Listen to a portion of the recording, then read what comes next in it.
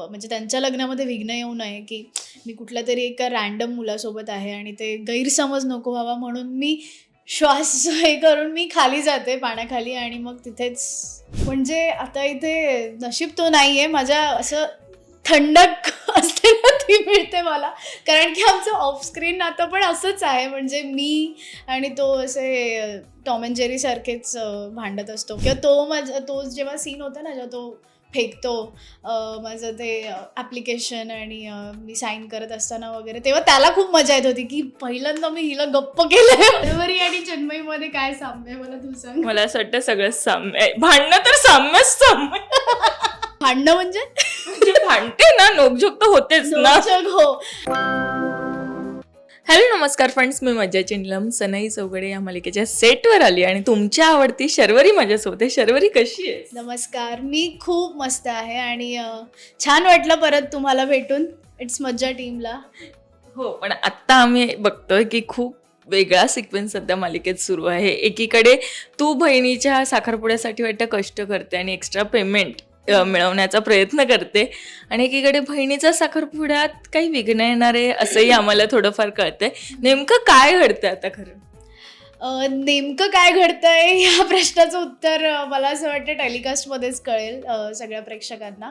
पण येस, मी ऑब्व्हियसली म्हणजे प्रत्येक घरातली व्यक्ती किंवा मुलगी किंवा मुलगा हे करतोच की आपल्या आईबाबांना कसा हातभार लावता येईल ह्याचा विचार करतो आणि मी पण तोच निश्चय करून मी ऑफिस जॉईन केलं आणि नेमकं ते जय खानोलकरचं ऑफिस आहे, तो माझा बॉस आहे आणि मला त्या शायनरकडे जॉब करावा लागतो आहे. म्हणजे किती पण अपमान झाला तरी मी असं ठरवलं आहे की मी तो जॉब करणार आहे आणि घरच्यांना हेल्प करणार आहे. अँड कट टू आशुताईच्या मनात वेगळेच म्हणजे गोष्टी घडत आहेत की तिच्या मनाविरुद्ध होत आहे पण ती बोलत नाही आहे आणि तीसुद्धा घरच्यांसाठीच आमच्या सगळ्यांच्या सुखासाठी ती रेडी झाली आहे करायला. तर आहेत खूप ट्विस्ट अँड टर्न्स आहेत ते. शर्वरी आता बहिणीला मदत करेल का? कारण की एकीकडे आम्हाला असं दिसतंय की तिला साखरपुडा करायचाच नाहीये, तिच्या वागण्याहून असं वाटतंय. तर बहिणीसाठी कधीतरी शर्वरी स्टँड घेईल का आणि ती तिची बाजू?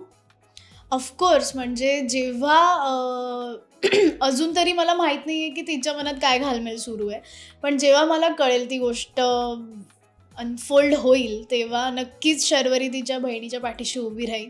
आणि मला असं वाटतं की ॲज शर्वरी की ती सगळं घरच्यांना सांभाळून म्हणजे तिच्या आईबाबांचं पण मन राखून आणि मग ती कसं समजावेल किंवा न समजवता कसं तिच्या बहिणीला सपोर्ट करेल ह्या सगळ्या गमती जमती आहेत पुढे, तर त्या हळूहळूच कळतील. पण आत्ताच ही मालिका सुरू झाली आणि प्रेक्षकांच्या मनात घर करते आणि त्यात तुझे शूट्स बघता बघता म्हणजे असं वाटतं की शर्वरी हे कॅरेक्टर किती किती काय काय करतंय. कारण की आत्ताच एक प्रोमो आलेला आणि त्यात आम्ही बघितलं की तू त्या स्विमिंग पूलच्या पाण्यात बसते. मला तो सीन कशा पद्धतीने शूट करून केला गेला हे जाणून घ्यायचंय.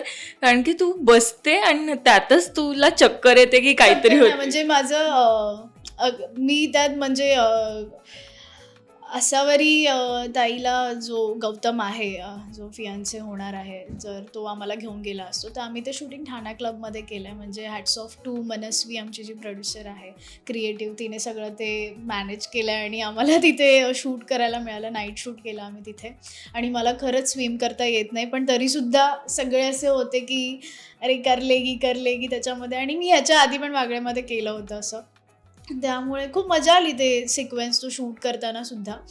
आणि तो बघू नये आणि त्या म्हणजे त्यांच्या लग्नामध्ये विघ्न येऊ नये की मी कुठल्या तरी एका रँडम मुलासोबत आहे आणि ते गैरसमज नको व्हावा म्हणून मी श्वास हे करून मी खाली जाते पाण्याखाली आणि मग तिथेच मला सांग, आता जसं तू म्हणाली एका रँडम मुलासोबत बघू नये, पण त्या रँडम मुलासोबत तुझं नातं कधी आम्हाला चांगलं पाहायला मिळणार आहे? या प्रश्नाचं उत्तर माझ्याकडे सुद्धा नाही आहे आता. पण मला असं वाटतं की प्रेक्षकांना आमचं ते बँटर बघायला जास्त मजा येते. म्हणजे जितके पण आम्हाला कळतायत गोष्टी की की शर्वरी आणि जयची ती नोकझोक आहे, ती काय बोलतात म्हणजे शायनर आला मोठा शहाणा, हे सगळं बघायला मजा येते. तर लोकांना मजा येत असेल तर मला असं वाटतं की लवकर त्या रोमॅन्टिकवाल्या सीन्सकडे आम्ही वळणार नाही आहोत आणि इव्हेंच्युअली म्हणजे ते डेव्हलप होतील फिलिंग्स आणि मग बघायला मिळेल. सांग शर्वरी आणि जय यांचं ऑफस्क्रीन बॉन्ड कसं आहे आणि ते जेव्हा सीन शूट करतात आणि तू त्याला जेव्हा म्हणते की आला मोठा शहाणा आणि हे सगळं तू किती एन्जॉय करते काय? अरे खूप, म्हणजे आता इथे नशीब तो नाहीये माझ्या, असं थंडक असते ना ती मिळते मला, कारण की आमचं ऑफस्क्रीन आता पण असंच आहे. म्हणजे मी आणि तो असे टॉम अँड जेरी सारखेच भांडत असतो. म्हणजे आमच्या सोबत जे शूट करत असतात निमिष, तर मॅक जे कॅरेक्टर आहे तो, किंवा संजीत, आणि सगळेच म्हणजे की अरे थांबा तुमचं काय आहे सतत चालू आहे, पण मस्तीमध्ये, फन वेमध्ये. त्यामुळे आम्हाला जास्त एफर्ट्स घ्यावे लागत नाही खरं तर. किंवा तो जेव्हा सीन होता ना, जेव्हा तो फेकतो माझं ते ॲप्लिकेशन आणि मी साईन करत असताना वगैरे, तेव्हा त्याला खूप मजा येत होती की पहिल्यांदा मी हिला गप्प केलं. मला खूप भारी वाटतं सीन करायला.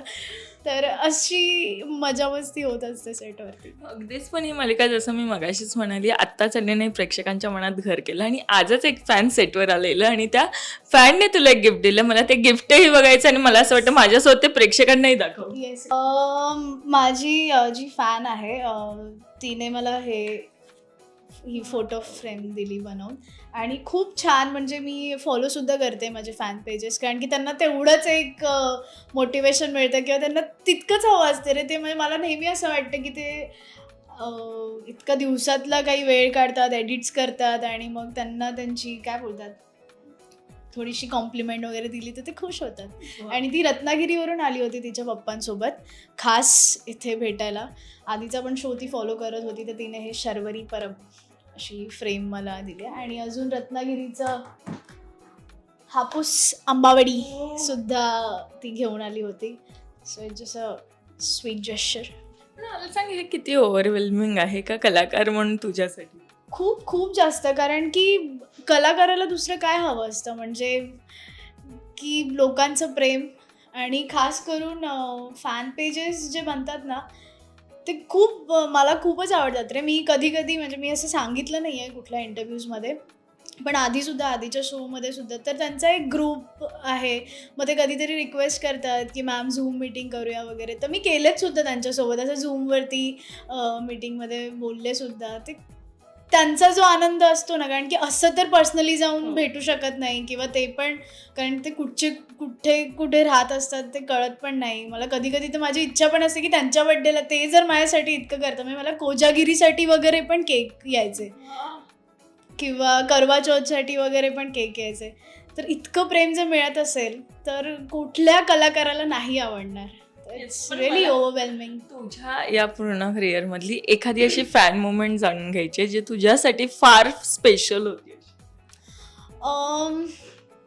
मी सांगते, कोविड जेव्हा चालू होतं तेव्हा बागळे आम्ही शूट करत होतो, आणि त्या दरम्यान JD सर तर ते गुजरातला गेले होते, आणि तिकडे एक कपल होतं, त्यांनी त्यांच्या मुलीचं नाव सखी ठेवलं होतं. आणि मग मी त्या बेबीला सुद्धा बघितलं, म्हणजे 1 year old. आणि मग त्यांनी मला इतकं, म्हणजे त्यांच्या डोळ्यामध्ये पाणी होतं की आम्ही फक्त आणि फक्त ते कॅरेक्टर, आणि की आम्हाला अशी हवी मुलगी. म्हणजे मी ते कॅरेक्टरच असं होतं. आणि अगेन शर्वरीसुद्धा तशीच आहे, त्यामुळे मला ते सखी आणि शर्वरी अशा दोघी खूप जवळच्या आहेत, आणि प्रेक्षकांना तितकं आवडतंय, ती आपली वाटते. ह्यातच खूप म्हणजे धन्य पावले मी, की यार लोकांना जर असं वाटतं की त्यांच्या मुलीचं नाव त्यांनी माझ्या कॅरेक्टरवरती, किंवा मी जे पोर्ट्रे करते आहे स्क्रीनवरती तसं असलं पाहिजे, तर खूप ओव्हरवेल्मिंग आहे, आणि आय एम ग्रेटफुल. अगदीच. आणि मला असं वाटतं हेच तर कलाकार म्हणून जगण्यात हीच तर मजा असते. पण मला सांग शर्वरी आणि चिन्मयी ही किती सिमिलर आहे? तू का असतेस पहिले ते सांग. पहिले मला ह्याचं उत्तर तुला विचारायचं की तुला कसं वाटतं. दादा ठेवा की शर्वरी आणि चिन्मयीमध्ये मी रोल शर्वरी आणि चिन्मयीमध्ये काय साम्य आहे मला तू सांग. मला असं वाटतं सगळं साम्य आहे. भांडणं तर साम्यच साम्य. म्हणजे नोकझोक जास्त, भांडणं म्हणजे भांडते ना, नोकझोक तर होतेच ना. नोकझोक हो. आणि खूप मी रिअल लाईफमध्ये सुद्धा खूप अशी मस्तीखोर आहे यार, आणि म्हणजे मला एका ठिकाणी असं शांत बसवत नाही. त्यामुळे शर्वरी पण तशीच आहे. लकीली शर्वरी तशीच आहे की मला जास्त एफर्ट्स घ्यावे लागत नाही, किंवा त्या ज्या गोष्टी आहेत मला सगळे चिडवतात आता की प्रत्येक हे सगळं जे करते ते मी रिअल लाईफमध्ये करते आणि मग मी ते आता स्क्रीनवरती सुद्धा करायला लागेल. तो राज म्हणजे जय तो तेच बोलतो, यार ही चिन्मयीच करते शर्वरी नाहीच आहे. सो असं बरंच साम्य आहेत. म्हणजे मी पण फॅमिली ओरिएंटेड आहे. म्हणजे मला घरी आई बाबा म्हणजे आमचे दिवसभर घरच्यांसोबत व्हिडिओ कॉल्स, माझ्या आत्या, परत माझ्या भावाची मुलगी अयंती, ती पण आता माझ्यावरतीच जाते, तर तिच्यामुळे ती नौटंकी चुलबुली मुलगी आहे. सो येस, सेमच आहे. पण मला हेच विचारायचं आहे, शर्वरी आता तू म्हणाली की एक प्रोमोची खाली लाईन होती की शर्वरी कुटुंबाची नेहमी ऋणी आहे, हो. म्हणजे पमा असो बाबा असो यांची ऋणी आहे. तर असं खऱ्या आयुष्यात चिन्मयी असा कोणता प्रसंग वाटतो की तो प्रसंग घडला आई बाबा सोबत होते आणि असं वाटतं ना की हा हेच हवं होतं आणि यांची मी कायम ऋणी आहे, असा कोणता प्रसंग? खरं बोलायला गेलं तर असा एक प्रसंग नाही, असे बरेच मेमरीज आहेत. म्हणजे मी लहानपणापासून लावणी परफॉर्म करायचे आणि म्हणजे अगदीच मी 5वीत असल्यापासून स्टेज परफॉर्मन्स आणि कॉम्पिटिशन, माझी पहिली कॉम्पिटिशन.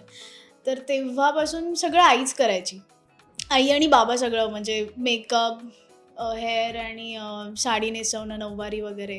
आणि मग मला ते कुठे कुठे घेऊन जायचे, म्हणजे उरण, कल्याणवरून उरण वगैरे, आणि ते आमच्या बाईकवरून वगैरे रात्री रात्री, आणि ते माझ्यासोबत इतका वेळ थांबायचे. परत जेव्हा माझं पहिलं शूट होतं मडला, तेव्हा तर 7चा कॉल टाईम, आणि आम्ही तेव्हा 4:45ची ट्रेन पकडून निघालो होतो. मग ते कल्याण, मग दादर, malaड, आणि मग तिथून बस 271ची बस, मला आठवतं अजून. मग ते म्हणजे एकच प्रसंग नाही, हा प्रत्येक छोट्या छोट्या गोष्टी, पण त्यांनी त्यांची कामं सोडून किंवा काही गोष्टी सॅक्रिफाईस करून माझ्यासाठी केल्यात, तर ह्या सगळ्याच गोष्टींसाठी मी ऋणी आहे. म्हणजे त्यांनीच बाबांनी मला बघितलं होतं की ते चाळीमध्ये आपल्या पूजा असते ना सत्यनारायणाची वगैरे, तेव्हा मी अशीच नाचत होते, 4थीत होते मी तेव्हा.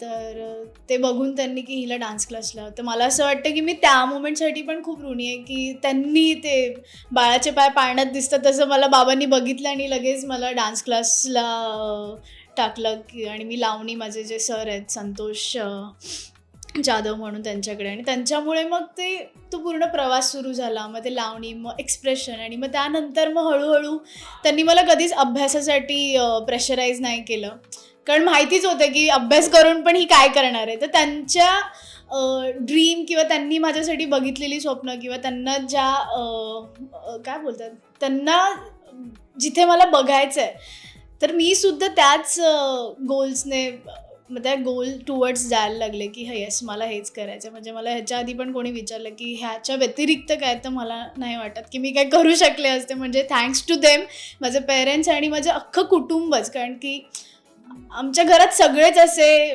डान्सर आणि असे कल्चरल साईडनं जास्त निपुण आहेत असं बोलता येईल, की प्रत्येकालाच हे जास्त आवडतं. म्हणजे माझा काका, माझ्या आत्या, माझा भाऊ, त्याला जास्त रस नाही आहे ह्या गोष्टींचा, पण तरीसुद्धा माझ्यासाठी जेव्हा पहिला मी थोडं एकदम सगळीकडेच जाऊन येते.